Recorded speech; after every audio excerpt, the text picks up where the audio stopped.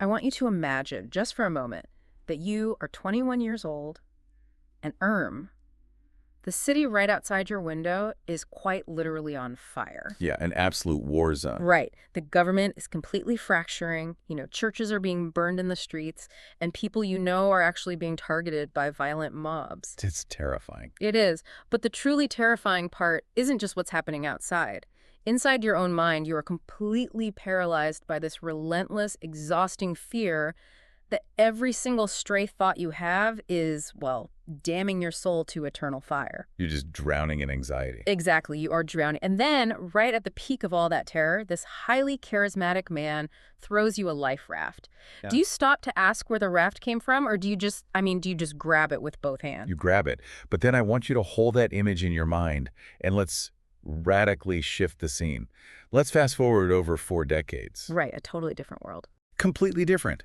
You aren't a young man in a literal war zone anymore.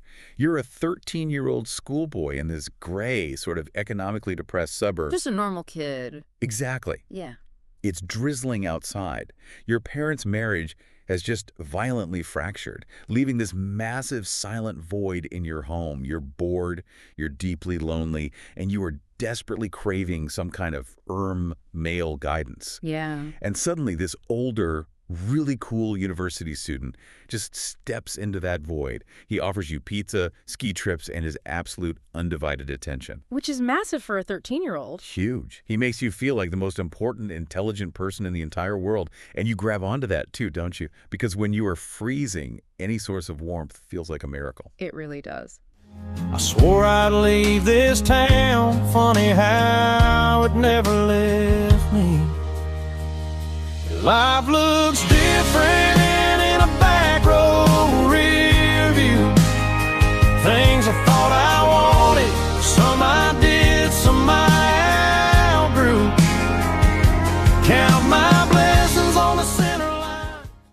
Welcome, everyone. You are listening to episode 10 of the Voices After Silence series right here on the YouTube channel Agora Talks. I'm so glad you're with us today. It's brilliant to have you here. If you've been following the program, you'll know that over the preceding 2 weeks, we've explored 2 very distinct, very harrowing personal histories. Really tough stories to get through. Very tough. Episode 8 detailed the story of the renowned Spanish architect Miguel Fisac, focusing on his experiences beginning in Acre, 1935. Yeah, in Spain. Right. And then in episode 9, we examined the written testimony of a man we called Michael, detailing his recruitment into the exact same organization as a teenager in South London in 1979. 4 decades later. Exactly. Yeah. Which is why the title of today's exploration is 44 Years Apart, 2 Paths into Opus Dei. And our mission today is not to just, sit here and retell these stories to you. No, we're not just doing a recap. We want to place these 2 lives side by side on the examination table, so to speak. Right. We really want to extract thoughtful, critical conclusions by looking at the actual mechanics of what happened to both of them. But before we step into that analysis, we do need to provide a very clear, very compassionate content notice. Yes, absolutely. This discussion today deals extensively with themes of spiritual coercion and the targeted psychological recruitment of a minor. It's heavy subject matter. It is. These are deeply personal testimonies, and we need to be incredibly transparent with you about how we are approaching this. Spot on. When we talk about these events, we are working strictly from the written words of Fisac and Michael. We have to carefully distinguish between the documented historical events, the retrospective interpretations of these 2 men looking back at their own youth, and our own thematic analysis here in the studio. Right. We are not here to invent facts. We're not drafting hypothetical dialogue or assigning secret motives that aren't explicitly present in their accounts. Exactly. We are analyzing their lived experiences as they reported them to the world. And I think it is also vital that we establish a strict boundary regarding impartiality today. Very important. Because Fisac's story is deeply intertwined with the Spanish Civil War and the era of the Second Republic. Those are highly violently charged political periods with immense historical trauma attached to them. Oh, absolutely. So we want to be unequivocally clear to you, the listener. We are absolutely neutral here. We are impartially reporting the historical context, precisely as it is provided in the sources, just to understand Fisac's state of mind. Right. We are not taking sides. Not at all. And we are not endorsing any political viewpoints. Our focus is exclusively on the institutional mechanics of recruitment and influence. Which brings us perfectly to the core question that will really anchor this entire hour. We are looking at two vastly different eras, Spain in 1935 and South London in 1979. Two different worlds, really. Completely separated by 44 years, different cultures, entirely different landscapes. The question we're asking you to consider today is this. Do the chilling similarities between these two experiences suggest that an initially personal, sort of ad hoc method of influence evolved over those 4 decades into a repeatable, systematized, institutional blueprint? It's a huge question. And to really understand how this influence works, you have to look at the raw material these recruiters were working with. You mean the targets themselves? Exactly. You have to understand the profound vulnerability of the targets. Let's wind the clock back to Madrid in 1935. Miguel Fisac is a 21-year-old university architecture student. Right.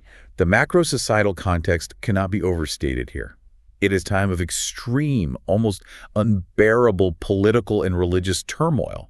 Society is literally fracturing around him. Yeah, he even goes home, doesn't he? Yes, he returns to his hometown of Demolition and literally witnesses religious processions being fired upon in the streets. I mean, that is just macro societal trauma on a massive scale, and internally he is suffering just as much because he suffers from a condition known in Catholic terminology as scrupulosity. Right. For those listening who aren't familiar with that term, what does that actually mean on a daily, practical level for someone? Well, scrupulosity is essentially a form of severe religious obsessive-compulsive disorder. Right, religious OCD. Exactly. It is a pathological guilt. A person suffering from this lives in a constant paralyzing state of terror that they are committing a sin or feeling God in some microscopic way. If they have a fleeting, intrusive thought, something completely normal, their brain tells them they are destined for hell. That sounds exhausting. It is an exhausting, desperate way to live. So his vulnerability is this potent cocktail of macro-societal trauma, a nation on the brink of civil war, and a very acute adult religious neurosis. Okay, so that's 1935. Now let's leap forward 44 years to May 1979. Right, over to the UK. Yeah. We are in South London just after the winter of discontent. Margaret Thatcher has just become prime minister the day before Michael's story begins, actually. Oh, wow, the exact timing. The exact day before. And Michael is not an adult. He is a 13-year-old schoolboy. The environment is economically grim and socially just bleak. He actually describes a typical weekend as the wistful contemplation of all-in wrestling on the television. Yeah, listening to the morose tones of a sports presenter named Dickie Davies. It's so painfully nostalgic, isn't it? It really is. The aesthetic of his life at that moment is just gray. It is completely boring. But far more importantly, a severe domestic microtrauma is occurring in his life. Right, his family. Yes. His parents are going through a separation. His mother is suddenly left to raise 3 children entirely alone. I want to pause here for a second because this is where I feel like I need to play devil's advocate for you. Go for it. We are comparing a 21-year-old university student in a literal war zone to a bored 13-year-old kid in the London suburbs dealing with a divorce. Right. On the surface, those seem completely incomparable. I mean, how are these vulnerabilities actually the same? Okay, that's a fair point. They aren't the same in scale, obviously, but they are identical in their psychological function. Okay, unpack that. Both of these individuals are experiencing a profound void of stability. Fisac's world is quite literally burning down, making him desperate for absolute certainty and safety. Michael's family structure has collapsed, leaving a massive lack of male role models and domestic security.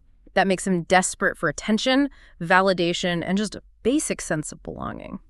So the root is the same. Exactly. The context is different, but the resulting human malleability is exactly the same. The soil has been perfectly tilled for someone to come along and plant a seed. That makes a lot of sense. And it highlights a massive, massive ethical boundary here, which is the capacity to consent. Yes, this is huge. Fisac, despite his severe anxiety, is legally an adult. He is a university student. Michael is a minor. A 13-year-old boy whose prefrontal cortex, the part of the brain responsible for long-term decision-making and risk assessment, is fundamentally under construction. He's just a child. He cannot legally sign a mobile phone contract. He cannot legally drive a car.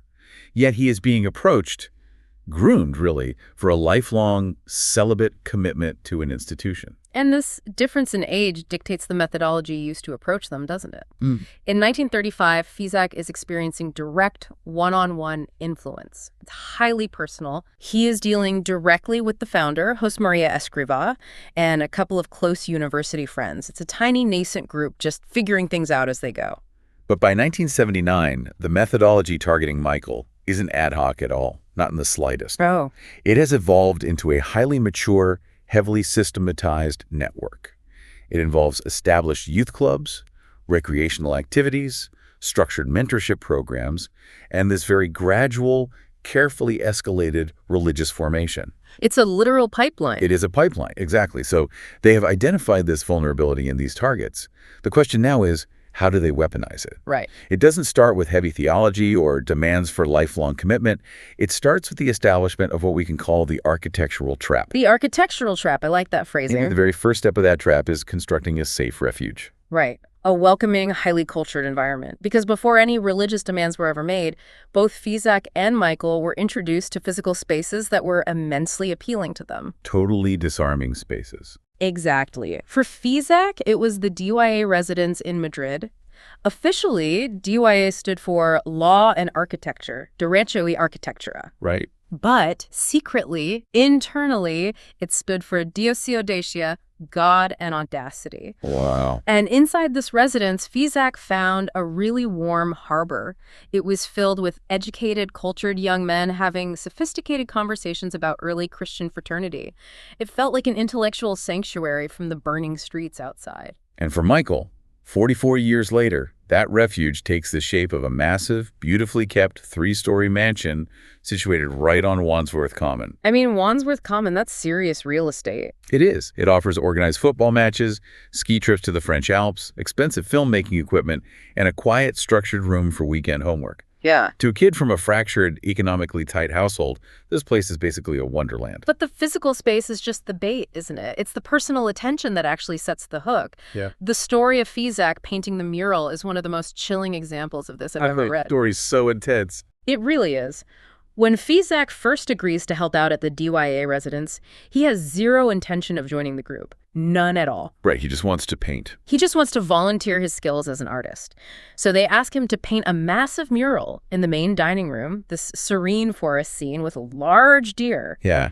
And for hours on end, day after day, as Fisac stands on the scaffolding painting, Escrivá pulls up a chair and sits right beside him. It's such an incredibly calculated scene because Escrivá uses that intense intimacy, the quiet hours of a shared task, to systematically extract deeply personal details from him. He's mining for data.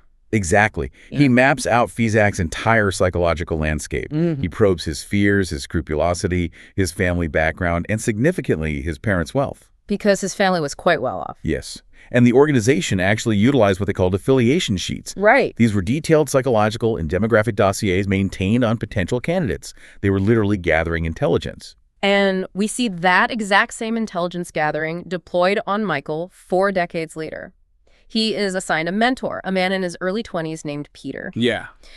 And Peter gives this 13-year-old boy undivided attention. He takes him out to pizza parlors, he attends his school plays, he talks to him deeply about his parents' separation. And he becomes the surrogate father. He does. He makes Michael feel incredibly special, mature, and heard, which is exactly what he was starving for. Just like the affiliation sheets in 1935, Michael later discovers that the adult leaders in the 1979 Youth Club were actively profiling the boys. Actively profiling them. They held formal, closed-door meetings to discuss the suitability of boys as young as 12. 12 years old. 12. And they weren't just looking for pious kids. They were explicitly looking for the best academic performers, the most articulate speakers, and the most popular, socially influential teenagers. Okay, hold on. I want to challenge this for a second. Because if I'm listening to this right now, I might think, isn't that just good youth work? I mean, taking a kid from a broken home out for pizza, going to his school play, giving him a safe place to do homework. Yeah, it sounds positive on the surface. Exactly. Where's the line between organic pastoral care and a calculated trap? That is the crucial distinction. And the devil is truly in the details here. True, organic pastoral care seeks to strengthen a young person's independence. Right. It builds them up so they can integrate well with their own family, their school, and society at large. The goal is the flourishing of the child as an independent person. Okay. What we see described in these texts, however, is a vetting process designed to identify ideal assets for institutional absorption. Wow, institutional absorption. The activities, the pizza, the football, they serve merely as a delivery mechanism for the ultimate recruitment objective. The recreational and the religious become so seamlessly fused that to reject the theology later means you have to lose your entire social ecosystem, your mentors, and your safe space. It's remarkably similar to the freemium model we see in modern apps and video games today. Oh, that's a brilliant analogy. Right. The ground floor of Michael's youth club, the base game, is entirely free. It's fun, it provides academic support, it builds a daily habit. Yeah, you get hooked. You get totally hooked. But to unlock the exclusive levels, to move up to the top floor and join what they called the circle, you have to start trading in your autonomy. Yes. And the tragedy is, this profound illusion of organic friendship establishes a massive, unspoken, emotional debt in the young person. Precisely. The trust, the deep sense of belonging, the intense admiration for these charismatic older men, all of it is meticulously cemented before the full, lifelong religious commitment is ever mentioned. They lay all the groundwork first. Exactly. The careful study of each candidate's personality, their talents, and their specific fears allows the recruiters to tailor the environment perfectly. Yeah. For Fisac, it was soothing his religious anxiety. For Michael, it was providing the paternal attention and validation that was entirely missing at home. So they've built this beautiful, safe environment. They've gathered the psychological data. But how do you take a kid who just wants to play football or an anxious student who just wants to paint and convince them to sign away their entire life? Right. What's the catalyst? What is the psychological lever they pull? This brings us to the most intense part of the architecture, which is the weaponization of conscience. Yes, the weaponization of conscience. Once that emotional debt is built, the trap is snapped shut with an ultimatum. Let's look at how it happened for Fisac, because it revolves around a bizarre, almost surreal historical coincidence. Yes, his older brother wins the first prize in the Spanish National Lottery. I mean, you can't make this stuff up. You really can't. It's an absolute fortune of 100,000 pesetas. And almost immediately after the news breaks, Fisac is summoned to the residence by Escrivá. Oh, boy. Fisac is filled with dread. He logically assumes that Escrivá is going to shake him down, demanding a large cut of the winnings to fund the struggling DYA residents. Yeah, they needed money desperately. Exactly. So Fisac is mentally bracing himself for a fight. He is preparing to say no to giving them money. But Escrivá doesn't ask for a single peseta, does he? No. Instead, he looks at Fisac and delivers the snap trap. He says, "Miguel, I think you have a vocation." Wow. The psychological whiplash here is devastating. Fisac's scrupulosity, that terrifying OCD fear of failing God we talked about, it completely paralyzes him. Because he was so relieved it wasn't a demand for money, all of his mental defenses are entirely disarmed. He dropped his guard completely. Completely. He cannot find the words to say no to what is suddenly forcefully framed as a direct mandate from God. Now compare that sudden ambush in 1935 to Michael's engineered crisis at age 15 in 1979. Okay. Michael is having this deep, late-night conversation with his mentor, Peter, about eternity, the soul, and the meaning of life. Which is pretty standard for a 15-year-old. It is classic, entirely natural adolescent existentialism. Every teenager goes through a phase of wondering why they exist. But Peter doesn't treat it as a normal developmental milestone. He frames Michael's standard adolescent searching as a specific, literal, divine intervention. He tells him that God is revealing something highly specific about his eternal destiny. Yes. That from the literal dawn of time, before the universe was even created, God has willed for Michael to have a vocation as a celibate numerary in their organization. Such a massive weight to put on a kid. And then Peter leans in and whispers the Latin phrase, "Fiat voluntas tua, thy will be done." In both instances, the natural process of finding one's path in life is completely invalidated. Yeah. The religious vocation is framed not as a choice among many good options, but as God's specific, undeniable will. And this is exactly where the weaponization occurs. Right. I want you to really think about this for a second. How does a highly scrupulous 21-year-old or a 15-year-old boy desperately craving paternal approval distinguish their own personal conscience from the voice of institutional authority? The terrifying answer is They can't. No, they really can't. The texts show that any natural hesitation is ruthlessly reinterpreted by the institution. If Michael felt a desire to experience a normal teenage life, go to university, maybe date someone, or if Fisac felt a desperate gut-level desire to just run out the door, it wasn't treated as normal human hesitation. It was weaponized against them. Exactly. It was interpreted by their mentors as spiritual weakness, or far worse, as direct, demonic resistance to God. They explicitly told Michael that his doubts were literally the devil trying to cloud his vision. That is the complete invalidation of the self. It really is. When your own internal warning system, that fundamental gut feeling that something is moving too fast or just doesn't feel right, when that is labeled as demonic interference, you are left entirely dependent on the institution to interpret reality for you. You can't even trust your own brain. You can no longer trust your own mind. Full stop. I really struggle with the concept of free will in these scenarios. Oh, absolutely. Because the organization always claims these members join freely. But if you place a 15-year-old boy in a psychological corner where saying no to his beloved mentor feels absolutely indistinguishable from inviting eternal damnation, is that a free choice? It's not. To me, that isn't consent. That is spiritual gaslighting. Spiritual gaslighting is an incredibly accurate label for this. Freedom fundamentally requires the viable, safe option to say no without suffering catastrophic consequences. Right.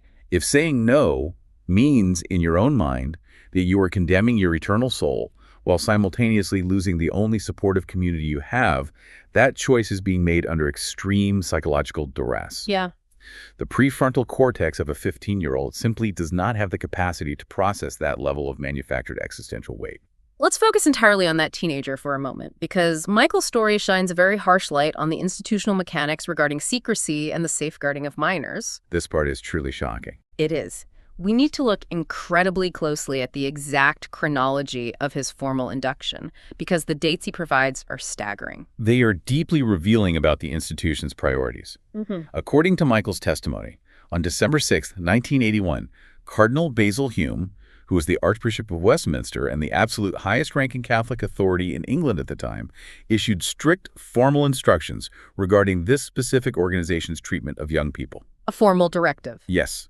The Cardinal explicitly demanded that parental transparency be guaranteed before any minor was allowed to make a commitment. So a clear, written directive from the highest possible local authority. Parental involvement is mandatory. You cannot recruit children in secret. Crystal clear. Yet just 2 days later, on December 8th, 1981, Michael, who is just barely 16 years old at this point, writes his formal letter to Rome asking to join. 2 days later. 2 days. This is an internal process they refer to in their own jargon as whistling. And how does the local leadership handle the Cardinal's strict directive about transparency? According to Michael's account, they ignored it entirely. Completely ignored it. He was explicitly advised by his mentors to keep his commitment a complete secret from everyone, least of all his own mother. Wow. And they had a very specific reason for this. They knew his mother was a traditional Irish Catholic who was deeply suspicious of their intense, all-consuming methods. They knew that if they told her, she would likely intervene and object. So to avoid a mother protecting her son, they instructed the son to deceive his own mother. Yes. This is a profound ethical breach. Why is it called whistling, by the way? What is the psychological effect of giving a secretive internal name to a life-altering commitment? Well, using insider jargon like whistling serves a very specific psychological function. It creates an exclusive in-group language. It makes the teenager feel like they are part of a special elite club that the outside world just doesn't understand. It reinforces the secrecy. It separates the enlightened inside from the ignorant outside, which in this case tragically included his own family. And it's important to pause here and inject a crucial nuance that Michael himself emphasizes in his text. Yes, very important. His allegations concern covert psychological and spiritual recruitment. He is absolutely explicit that there was never any sexual misconduct. Right. He firmly credits the organization for maintaining strict boundaries in that regard, and both he and Fisac acknowledge the genuine generosity, the pure hearts, and the good intentions of many of the ordinary members they lived with. Preserving that nuance is vital. By establishing exactly what did not happen, it forces us to focus intently on the specific nature of the harm that is being alleged. Yeah. Which is the calculated subversion of parental rights and the psychological maneuvering of a minor. Michael's text is highly retrospective. He is an adult looking back, realizing what he terms the selective obedience of the institution. Selective obedience, meaning they obeyed the church's hierarchy, like Cardinal Hume, only when it didn't conflict with their own internal recruitment pipeline. Exactly. If a bishop told them to stop recruiting minors in secret, they simply smiled, nodded, and did it anyway. Precisely. And the safeguarding implications of that attitude are just massive. An institution cannot be trusted to rely on its own internal honor system if it fundamentally believes its mission supersedes a parent's protective oversight. There is an image Michael paints in his testimony of that night, December 8th, that I find profoundly haunting. The snow scene. Yes, the snow scene. After he writes the letter and secretly commits his life to the groove, he describes walking home across Wandsworth Common. It's snowing. He hears the crunch of his feet in the absolute stillness of the winter night, and he feels this overwhelming absolute euphoria. He feels amazing. He feels totally secure, believing he has solved the puzzle of life and found the one eternal truth. But the sheer tragedy of that image is that his euphoria relies entirely on absolute secrecy. It requires him to walk through his front door and lie to his mom, effectively severing their honest bond. From a psychological standpoint, we really have to unpack what he experienced on that walk, because it wasn't necessarily divine validation. Right, what was happening in his brain. He was experiencing the massive physiological relief of resolving intense cognitive dissonance. The vocation crisis engineered by his mentors had placed unbearable, crushing pressure on his young mind. Yeah, he thought he was going to hell. He was agonizing over whether he was damning his soul. By finally yielding, by writing the letter and surrendering his autonomy, that crushing pressure suddenly vanishes. So his brain just floods with dopamine. Exactly. His brain floods with dopamine. And because he has been primed to interpret everything through their theological lens, he confuses that biological relief with a spiritual sign of joy from God. Wow. But as you noted, the devastating cost of that relief was his familial transparency. And what happens when that initial dopamine hit fades? What happens when the snow melts and the trap fully locks? That's when reality sets in. To understand that, we have to look at the long-term consequences, focusing heavily on Miguel Fisac's 20-year struggle. Fisac's life shows us exactly what happens decades after the architectural trap closes. He spends 20 years inside the organization, living in a state of suffocating internal conflict. He describes living in a state of constant low-grade terror. And the control he was subjected to wasn't merely spiritual. It was fiercely, oppressively material. Material control, yeah. Despite becoming one of the most famous, highly commissioned, and wealthy architects in Spain, he experienced total financial infantilization. He was required to hand over the entirety of his massive earnings to the lay directors of his residence. I want to make sure you, the listener, really grasp this. He is a world-renowned architect, designing major buildings, generating immense wealth. Yet at the end of the month, he has to sit before a director like a child and justify the literal pennies he spent on a bus ticket. It is intentionally humiliating. And the human cost of that financial control was devastating. He writes about a childhood friend, a man whose life was ruined, who came to Fisac, begging for a small loan to save his starving family. Oh, this story. Fisac had the money in his account, but he was strictly forbidden by his director to help his friend, because the wealth had to flow inward to the institution, never outward to the world. Which perfectly illustrates his profound theological critique of the system. Fisac observed the complete substitution of living, breathing faith with rigid, measurable piety. Checklists. Exactly.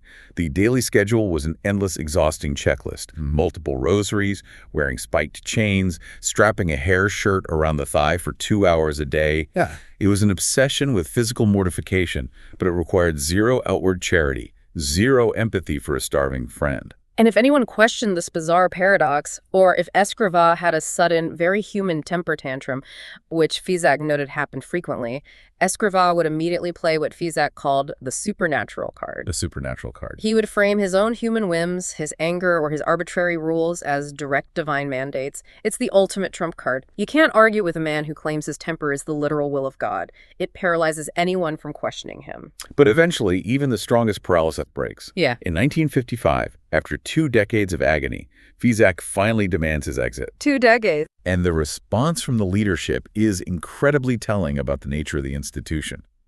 Álvaro del Portillo, who is Escrivá's top deputy, spends 2 exhausting days trying to convince Fisac to stay. Right. When he fails, Portillo finally admits directly to Fisac's face that they had deliberately coerced him into staying all those years. They admit the coercion, but Escrivá's reaction is entirely cold. After 20 years of Fisac handing over his wealth and his life, Escrivá refuses to even say goodbye. You wouldn't even see him. No. Instead, he writes a letter to Fisac's confessor demanding it be read aloud to Fisac. In this letter, he essentially curses him, saying that because Fisac is leaving, he is going to suffer immensely and will be a wretch. We have to analyze this institutional response to defection. Why must a charismatic founder frame a departing member as a broken wretch? Yeah, why the curse? Because a happy, successful, well-adjusted defector is an existential threat to the core narrative of institutional perfection. Ah, I see. The system claims that joining them is the undeniable will of God for your life. Therefore, if you leave, you must fail, you must be miserable, or else the entire premise of the system is proven completely false. And when Fisac completely defies that curse, when he leaves, finds immense joy, marries a vibrant woman named Anna Maria, and continues his architectural success, the institutional retaliation is swift, brutal, and deeply petty. It really is petty. First, they organize a boycott of his wedding. But the story that absolutely turns my stomach, the one I react to so viscerally every time I read it, is the funeral anecdote. Yes, the tragic death of his 6.5-year-old daughter. It is unimaginable. He is burying his child. He is shattered. And 2 priests from the organization, men he had lived with, eaten with, and prayed with for 20 years, arrive at his home. You'd think they were there to comfort him. You would.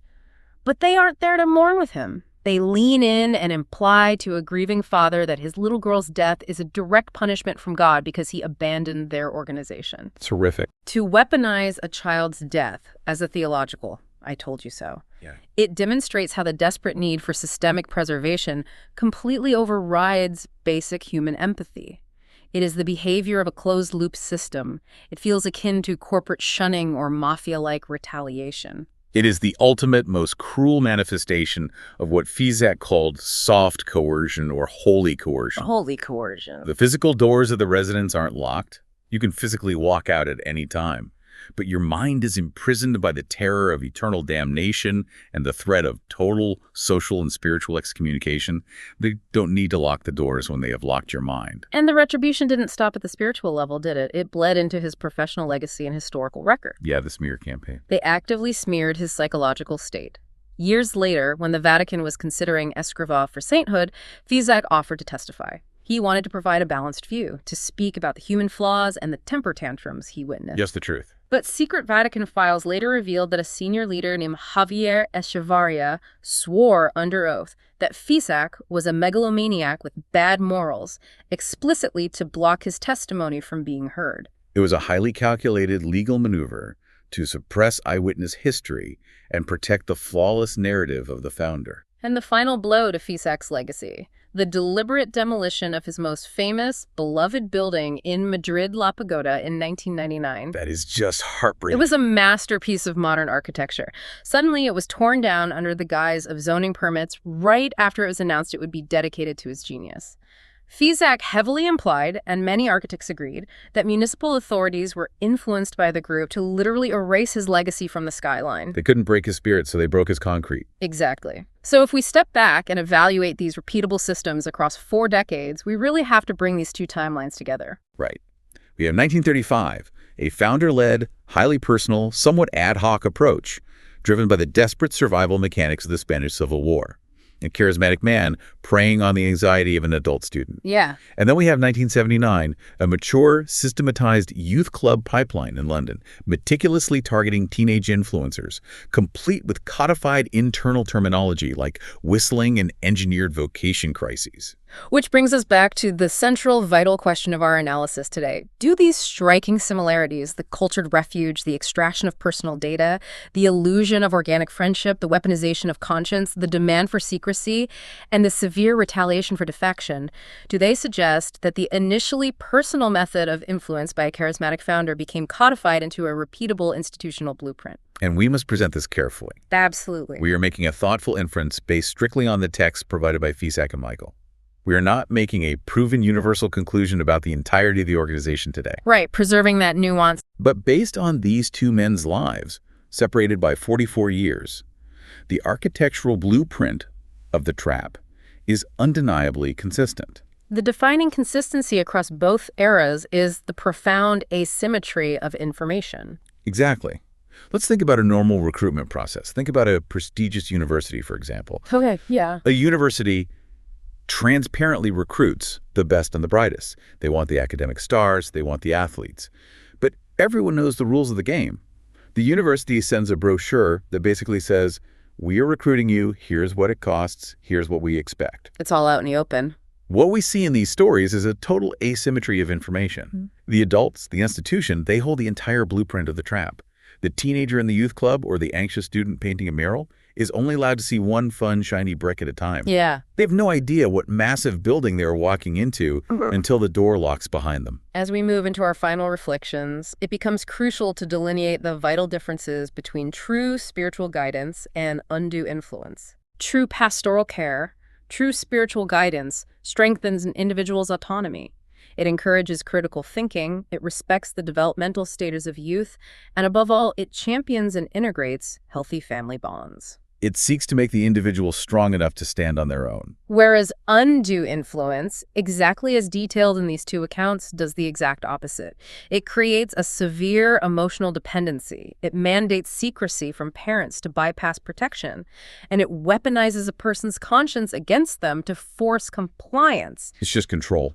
It really underscores the absolute necessity for external, auditable, safeguarding measures in any religious or social institution. An institution simply cannot be allowed to act as the sole arbiter of its own conduct, especially when dealing with minors. There must be a room for institutional self-criticism, transparency, and outside accountability. It's a sobering realization about the vulnerability of the human mind, isn't it? It really is. Whether you are a 13-year-old schoolboy dealing with a divorce or a brilliant 21-year-old architect fleeing a war, the desire for certainty, for safety, and for belonging is a profoundly powerful human force. It's universal. And when that force is managed by a system lacking transparency, a system that believes the ends always justify the means, the results can span decades of devastation. It really is heartbreaking when you look at the lost years. I want to leave you, our listener, with a final, provocative thought to mull over as we close this exploration. Consider what we might call the paradox of purpose. The paradox of purpose. If an institution offers you an ironclad sense of meaning, a deeply supportive community, and a definitive guaranteed purpose in life, but demands that you forfeit your right to doubt, your right to choose freely, and your honest, transparent connection to your own family in exchange, what is the true cost of that certainty? Wow. Is a beautifully paved, completely secure path worth walking if you were blindfolded when you were placed upon it? A powerful, unsettling question to carry forward. True freedom really cannot exist in the dark. Thank you so much for joining us for episode 10 of Voices After Silence. Agora Talks is a brand new channel, and we rely entirely on your help to grow and to keep bringing these stories to light. We really do. Please, if you found this conversation meaningful, take a moment to subscribe to the channel, like the video, leave us a comment with your thoughts on the paradox of purpose, and share the episode with someone who might find it valuable. We also want to extend a sincere invitation to our listeners.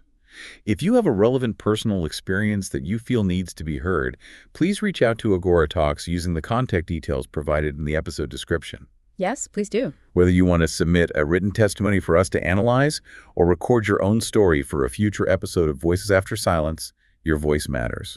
Until next time, take care of yourselves, look out for one another, and keep asking the hard questions. Thank you for listening.